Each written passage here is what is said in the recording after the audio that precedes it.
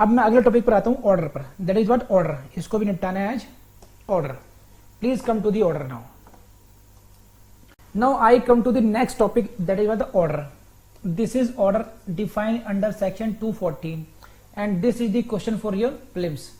Again, where the order is defined, it is defined under section 2 subclause 14.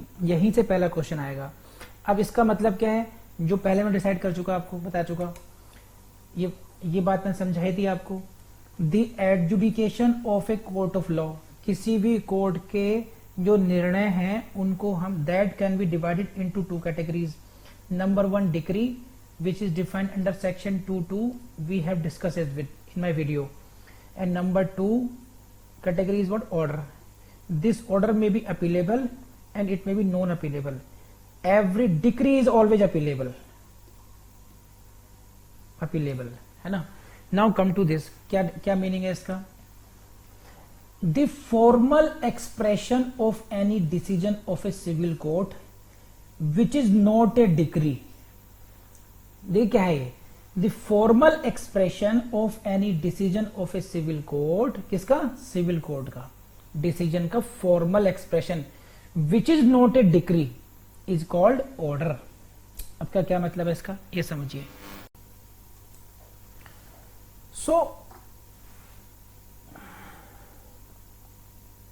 इसको आप ऐसे समझिए, कोशिश कर रहा हूं रिलेट करने की। एक सीन याद कीजिए रामायण का। रामायण में एक सीन है, when Lord Rama goes to kill Sugriv के भाई बाली को मारने जाते हैं, तो वो आइडेंटिफाई नहीं कर पाते हैं शुरू में कि ये सुग्रीव है या बाली है, और उसमें सुग्रीव बड़ा पिट कर वापिस आता है। तो व्हेन इट इज डिफिकल्ट, जहां एक, क्योंकि आपको दो में से डिफाइन करना है कि कौन सुग्रीव है और कौन बाली है, आप समझ रहे हैं। Now, as a student, you want to identify whether this decision of the court is what? Order or decree. ये identify करना है आपको। तो according to this, first of all, you will have to see the whether it is decree or not. ये सुग्रीव है नहीं है। सुग्रीव की खास बात क्या थी, बाद में उन्होंने माला पहना दी थी।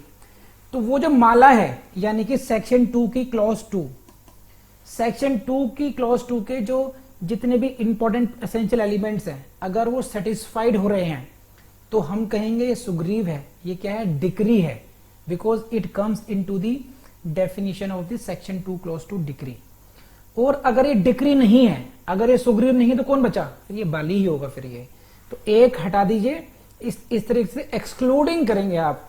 जो ऑर्डर की जो डेफिनेशन है वो इस तरीके से है कि ऐसा डिसीजन जो डिक्री नहीं है, तो जो डिक्री नहीं है वो क्या कहलाएगा? वो ऑर्डर कहलाएगा। The decision which is not decree is what? Order. It means what? कि जो डिसीजन होगा कोर्ट का, या तो क्या होगा वो, या वो डिक्री होगा, और नहीं तो वो ऑर्डर होगा। तो अगर क्लॉज 2 के जो एसेंशियल एलिमेंट्स हैं फुलफिल नहीं हो रहे हैं, अगर हो रहे हैं तो इट इज डिक्री, और नहीं तो हम क्या कहेंगे? It is order. तो डिक्री और order, it is the definition, literal definition of this. What? This is the formal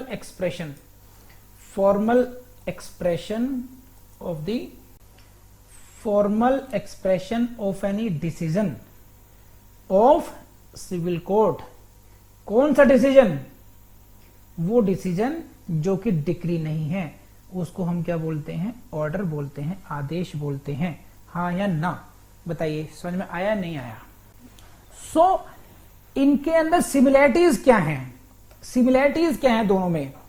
both relate to matters in controversy.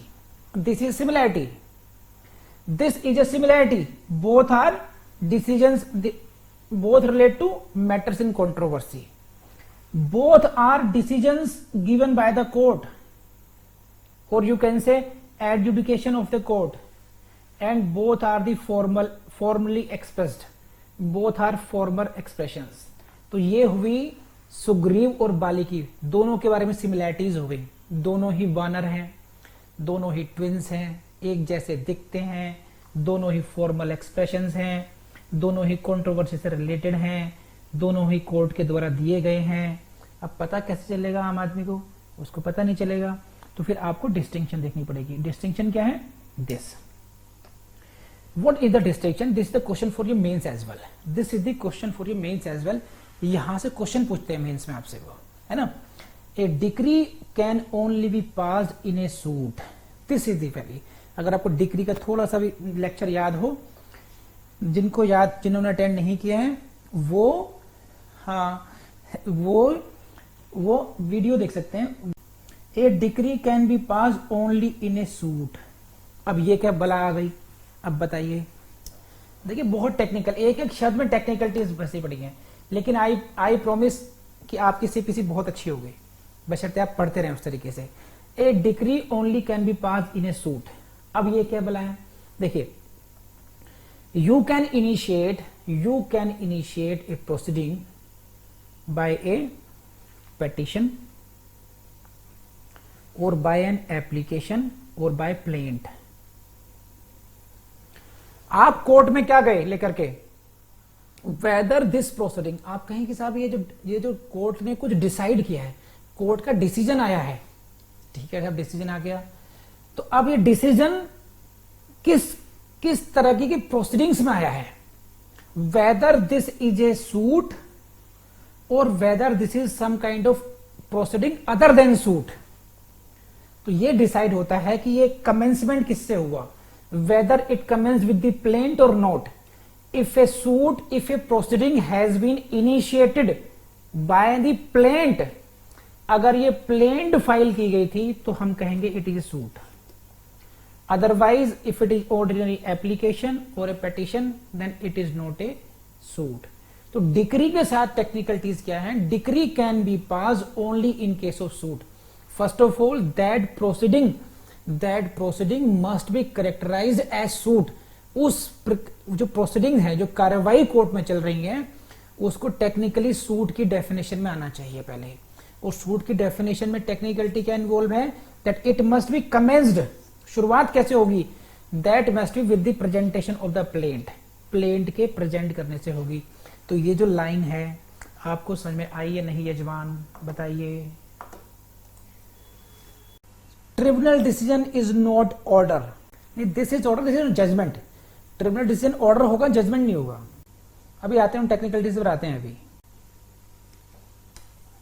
से this is the formal expression of an decision of what, of a civil court, and he is using the word tribunal. So once adjudicating authority is civil court. Once adjudicating is a civil court, only then decision can be considered to be order, otherwise not. ये भी जरूरी है. If it is a tribunal, tribunal के जो members हैं उनको क्या बोलते हैं, हम जजेस नहीं बोलते हैं, उनको हम क्या बोलते हैं, मेंबर्स ऑफ द ट्रिब्यूनल्स. तो you will have to see technically what is the designation of that. If it is say tribunal or not in the form of tribunals. देखिए बहुत डिफरेंस है. लॉ को समझने के लिए आपको एविडेंस, सीपीसी, सीआरपीसी ये सब एक साथ समझने पड़ जाते हैं कई बार. क्या, जैसे एविडेंस एक्ट में जो आर्बिट्रेटर्स हैं, ट्रिब्यूनल्स हैं, वो उन पर एविडेंस एक्ट के स्ट्रिक्ट रूल्स अप्लाई नहीं होते हैं. इसलिए उनके जो डिसीजंस हैं उनको हम डिक्री या ऑर्डर कैटेगरी में नहीं करेंगे, क्योंकि टेक्निकली सीपीसी के मतलब जो ऑर्डर का है, that is the decision of a civil court. As per CPC section 214, what it should be decision of civil court. It is not of any adjudicating authority. It is not the decision of any adjudicating authority. Adjudicating authority may be a tribunal as well. It may be a administrative authority as well. तो हर एक authority का, प्राधिकारी का निर्णय order नहीं बन जाएगा. Order का मतलब ऑर्डर एज पर सेक्शन 24. एक है आदेश, कुछ भी को मैं भी आपको आदेश दे सकता हूं, लेकिन हम ऑर्डर की बात करें, ऑर्डर एज पर 214 के हिसाब से क्या होगा, that must be decision of the civil court as well. Decision किसका होना चाहिए, सिविल कोर्ट का होना चाहिए. और क्या नहीं होना चाहिए, वो डिक्री नहीं होना चाहिए. हाँ है ना. A decree is an adjudication conclusively determines the rights of the parties, जबकि ऑर्डर में और may not finally determine such rights. समझे आप बात. This is the next difference. This is the next difference. What? ये डिफरेंस आपसे पूछा जाएगा कि decree whether it is preliminary decree or final decree, it always conclusively determines your rights, substantive right, not procedural right. But in case of orders, it may or it may not. Suppose कहिए एक order यही है कि you should compensate the victim for obtaining arrest on improper grounds or insufficient grounds. Section 95 में आपको compensation का order कर दिया अप टू 50,000 कि आपने इस व्यक्ति को गलत अरेस्ट करवाया। तो ये जो ऑर्डर तो हुआ, लेकिन ये आपके राइट्स को फाइनली डिटरमाइन नहीं कर रहा है। तो every order is not determining your final rights, conclusively determine नहीं करता है। लेकिन डिक्री के केस में क्या है, चाहे वो प्रिलिमिनरी डिग्री हो चाहे फाइनल डिग्री हो, that conclusively determines your substantive right. I hope कि समझ में आ रहा होगा आपको। सो ए डिक्री में भी प्रिलिमिनरी, फाइनल और partly preliminary and partly final, but हम ऑर्डर के केस में नहीं कह सकते ऐसे। डिक्री को हम लोगों ने कैटेगराइज किया हुआ है, it may be A preliminary degree, it may be a final decree, और it may be a partly preliminary decree and partly final. But in case of order ऐसा नहीं होता है। ऑर्डर में यू विल नॉट से कि भी it is a preliminary order, it is A final order, ऐसा नहीं होता है इन case of. This is also difference. तो आपको पॉइंट वाइज इन सभी डिफरेंसेस को आपने लिखना है आपके मेंस के क्वेश्चन में। Next, except in certain suits there भी, कुछ सूट्स को छोड़ दीजिए, there is only one degree, केवल एक ही डिग्री पास होती है, लेकिन there may be pass number of orders within a suit, within a single case there may be a number of suits, बहुत सारे ऑर्डर्स पास किए जा सकते हैं इसमें। एंड दिस इज फाइनली, हम डिस्कस कर चुके हैं पहले भी, एवरी डिग्री इज अपीलेबल, हर डिग्री की अपील हो सकती है, but every order is not appealable, हर ऑर्डर की अपील नहीं हो सकती। और यहीं से क्वेश्चन कई बार आता है। सेक्शन 96 में क्या कहा गया है कि एवरी डिग्री इज अपीलेबल, लेकिन 104 में कहा गया है 43 में कि भाई जो ऑर्डर्स स्पेसिफिकली अपीलेबल हैं वही ऑर्डर्स अपीलेबल हैं, अपील कर सकते हैं। इसको समझाता हूं क्या मतलब है। अगर कोई भी डिसीजन पास किया कोर्ट ने, तो आप क्या देखेंगे कि वेदर इट इज डिक्री और ऑर्डर। अब पता चला कि डिक्री नहीं है, तो ये क्या हो गया, ये हुआ ऑर्डर। अब क्या रह गया, ऑर्डर रह गया, 214 में ऑर्डर आ गया। अब इसकी अपील कर सकते हैं या नहीं कर सकते हैं, तो ये डिसाइड करेगा आपका 104 और ऑर्डर 43। लिस्ट मेंशन्ड है, वहां पर जो दिए गए ऑर्डर्स हैं उन्हीं ऑर्डर्स की अपील हो सकती है, अदरवाइज प्रत्येक आदेश की, प्रत्येक ऑर्डर की अपील नहीं हो सकती। यही डिफरेंस है, मेन डिफरेंस है, और यहीं से प्रीलिम से क्वेश्चन आता है। लिखिए क्वेश्चन क्या है, वही again, out of following which statement is correct, निम्नलिखित स्टेटमेंट में से कौन सा करेक्ट है। लिखिए fast. Number 1, every decree is appealable, every decree is appealable. Statement number 2, every order is not appealable.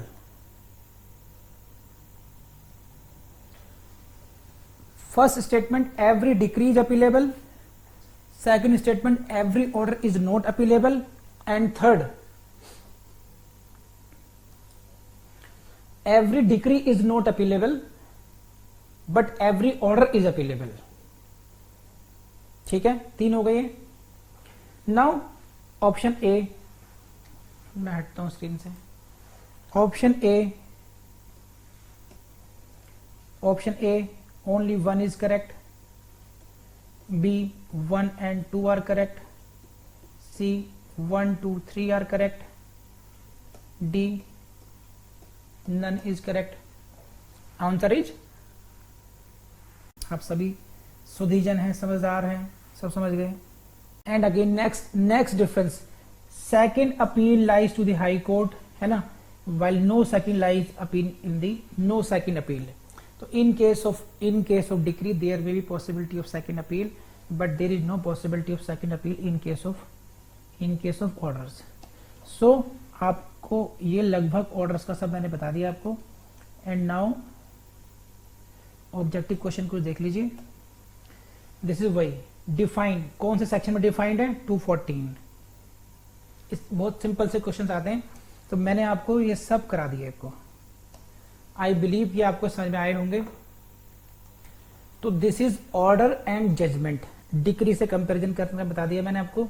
Decree का ऑलरेडी पहले से टॉपिक डिस्कस किया जा चुका है। नाउ लेट मी नो कि किसी कुछ स्पेसिफिक क्वेश्चन हो तो मुझसे पूछ सकते हैं आप। ये देखो वर्ड्स की क्या वैल्यू होती है। इन्होंने कहा कि whether order can be repealed. देखो रिपील्ड होता है हमेशा किसी एक्ट के लिए, किसी कानून को रिपील किया जाता है, ना कि किसी ऑर्डर को। यहां पर इनका मतलब होगा कि ऑर्डर को अपील तो नहीं किया। इनका जो मैं समझ पा रहा हूं what he wants to convey, कि सपोज कीजिए किसी ऑर्डर की, कोई ऑर्डर ऐसा है अपीलेबल नहीं है, देखो अपील अगर होगी तो उसको ऑर्डर को रिवर्स किया जा सकता है, उसको सेट असाइड किया जा सकता है। अब सपोज कीजिए उस ऑर्डर की अपील नहीं हो सकती, तो आपके पास ऐसा नहीं कोई रिमेडी नहीं है, उसका रिव्यू हो सकता है बाय सेम कोर्ट, या उसका रिवीजन हो सकता है।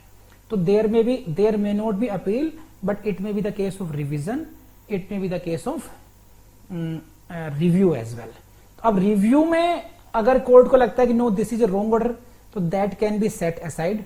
आप उसको रिपील नहीं बोलते हैं, उसको सेटिंग असाइड बोलते हैं, सेट असाइड द ऑर्डर, इसको अलग हो गया। और अदरवाइज रिवीजन में जाकर के उसको नलीफाई किया जा सकता है। तो आई होप सुधांशु समझ में आई बात आपको। तो नेक्स्ट क्लास में I will discuss with you the definition of legal representative, फिर डेफिनेशन वाली क्लॉज पूरी खत्म हो जाएगी, then we will move on to the next topics, next important topics, ठीक है। और जिन लोगों ने अभी तक नहीं किया है डिक्री वाला, तो डिक्री के वीडियो अवेलेबल होगा, ले लीजिएगा दोबारा, उसके नोट्स डाउनलोड कर लीजिएगा, क्योंकि डिक्री को समझे बिना ऑर्डर और जजमेंट की फिर अंडरस्टैंडिंग आपकी कम रह जाएगी। तो डिक्री, जजमेंट और ऑर्डर, मीन प्रॉफिट्स, ये 3-4 टॉपिक ऐसे हैं, ये बहुत इंपॉर्टेंट है आपके मीन्स के लिए भी। ठीक है साहब, थैंक यू वेरी मच।